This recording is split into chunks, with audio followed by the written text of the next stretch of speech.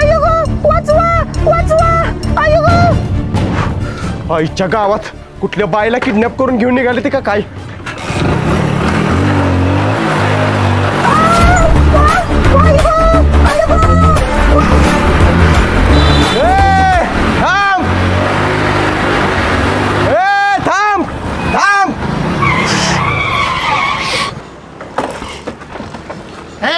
गाडी काढ वाटत